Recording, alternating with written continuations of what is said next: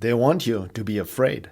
Whatever happens or whatever you think will happen, remember that fear is your only enemy, for fear is the matrix frequency that attracts the hostile forces who feed upon it as it weakens your life force and connection to the divine. They want you to be afraid.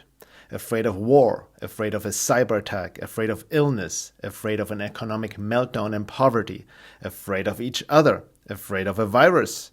But fear is the real virus. When you're in fear, you're easier controlled. Any fear that you have is rooted in the fear of death, which keeps you from truly living. The Matrix Entrapment Frequency is based on fear. It manipulates you unconsciously and keeps you entrapped out of your own free will. When you're in fear, you're most vulnerable to occult entities and your strings being pulled by seen and unseen forces. The Matrix forces want to keep you chained to fear. It disconnects you from your divine power, true self, essence, creativity, inner guidance, intuition, and freedom. Fear keeps you looking outside for guidance. Fear is the foundation of authoritarian followers. Fear keeps you comparing yourself to others. Fear keeps looking for approval outside of yourself. Fear cares about others' opinions about you. Fear keeps you from speaking up and being your authentic self. Envy and jealousy are based on fear. As someone wise once said, if you desire health in fear of sickness, you prevent health. If you fear the aging process, you prevent eternal youth. If you fear poverty, you prevent abundance and prosperity. If you fear loneliness, you prevent real companionship. If you fear companionship, you prevent self-containment. The list goes on and on. It can be shocking to realize how much you let fear control your life, and it's mostly unconscious. But it is not only the obvious mainstream media, big pharma, and government institutions that perpetuate the fear to keep people in line.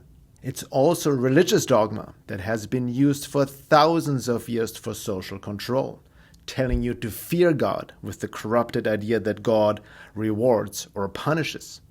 A matrix program in itself. Many people who started out as sincere truth seekers have also become infected with the Wetiko fear contagion as they are lost in the doom and gloom fear projection of the future, trapped in victim, blame, and paranoia.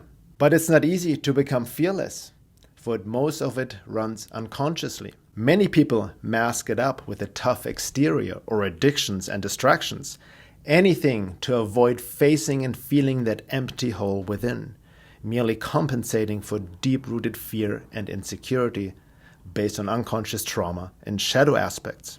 Fear makes people identify with groups, beliefs, and ideologies. The one place that is free from any fear is your true self, your essence, hidden deep inside within you, beyond the ego personality you think you are with all its conditioned desires and beliefs. It is not attached to bad or good experiences. It is self-contained.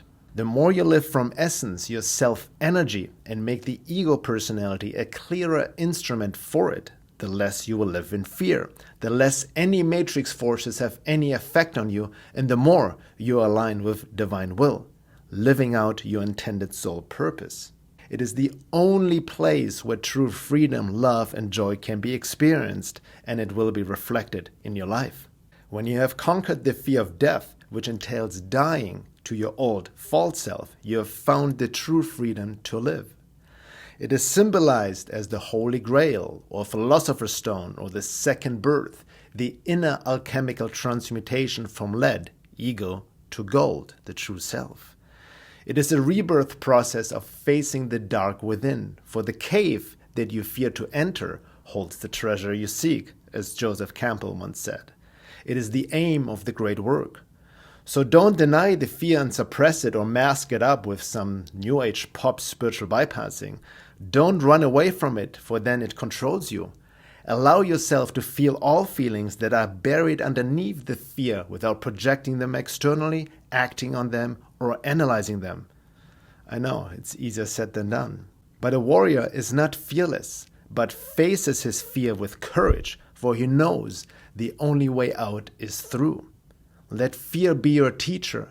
Make it your ally, for it shows you where you have work to do and where your light is hidden.